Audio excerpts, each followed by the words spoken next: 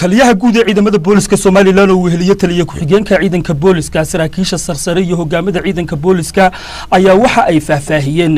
kiisaska iyo dacwadaha muddooyinkii u dambeysay ka taagnaa dhinaca nabadgelyada kuwaas oo la xidhiidhay sixirka iyo falka iyo sidoo kale afduub baryahanba bulshadu hadal haysay ilaa haatan waxa ay sheegeen in 23 kiis ay arintaasi u qabteen isla markaana 19 kamid ay noqdeen been abuur ayna u xidhan yihiin dad been abuurkaasi sameeyay taliyaha guud ee ciidamada booliska Soomaaliland sareeye guuta Cabdilaahi Fadal Iimaan ayaa faahfaahiyay arintaasi sida la socotaan waxa horaantii bishan March 2017 bilaamay arrimo lagu khalkhal gelinayo nabadgelyada cabsina ku abuuray bulshada reer Soomaaliland kuwaas oo ay kamid yihiin dad baa la kaxaystay la sirxay abna xumna lagala baxay iyadoo aan horana saxaafadda ugu waramay maantana waxaan doonayaa in wixii ka soo kordhay inaan bulshada uga waramo ilaa iyo hadda waxaana soo gaadhay 23 dhacdo oo arinta la xidhiidha iyadoo 12 kiis aan shirkayga jaraa'idada hore aan ku sheegay 4 kamid ah ayaa waxay yeesheen raad raac afarta laba waxa uu xidhan 5 qof labana baaristooda gacanta lagu haya booliisku markii ay baaris qoto dheer ku sameeyeen arintan afarta dhacday raad kale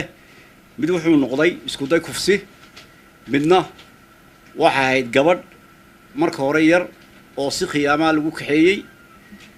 waxaana u xidhan 4 qof halka labada kiis ee kalena laba hablood oo laga soo kaxaystay magaalada Burco baaristoodii gacanta lagu hayo waxa afarta kiis ee raad kale laba kamid ah u xidhan 5 qof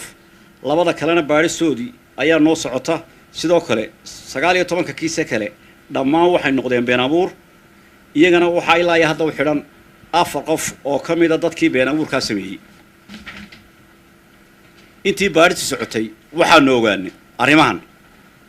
waxa meesha ku jirta tahriib xeeladaysan oo booliisku uu isdul taagay dadkii fulinayay mid kamidna ay gacanta ku hayeen ciidanka booliisku waxaan dadweynaha u cadeynanaa in aanay jirin haba yaraatee cid lagala baxay xubnaha jirka aadamaha ama kiis la xidhiidha arintaas oo dhacay waxaan warbaahinta qaar xalay ka arkayay sawiro ay baahiyeen oo sheegaya in la qabtay talaagada ay ku jiraan xubnaha jirka aadamuhu taasoo aan sal iyo raad toona lahayn geesta kale taliyaha guud ee ciidamada booliska Soomaaliland sareeye guuta Cabdilaahi Fadal Iimaan waxa uu baaq u diray bulshada Soomaaliland isagoo oo xusay in iskaashiga iyo wadajirka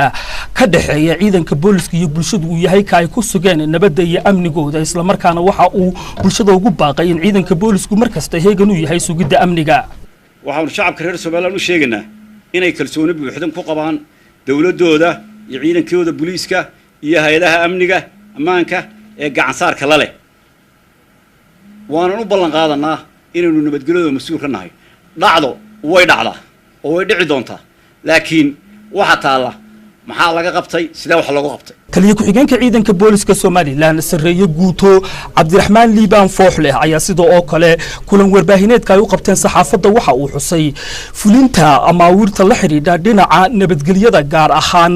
bacaha lagu xidho baabuurta oo ay hawlgallo kala duwan ciidamada boolisku ka sameeyeen kaasi oo xusay in baabuurka laga jaro la qori doono lambarkiisa si haddii mar dambe uu ugu xidho uu u muto ciqaab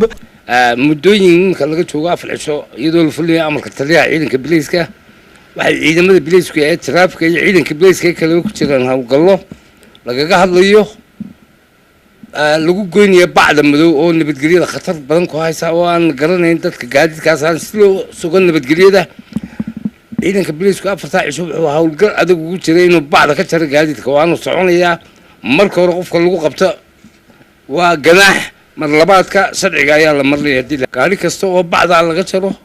waa la qoriyaa lambarkiisa si loogu xisaabtamo waqtiga dambe gaariga uu ku soo xilay inaan ku soo xilin si loo kala garto وحسن إسماعيل محمد حسن شاه عويل عبد كارين تلفزيون قناة Soomaaliland magaalada Hargeysa.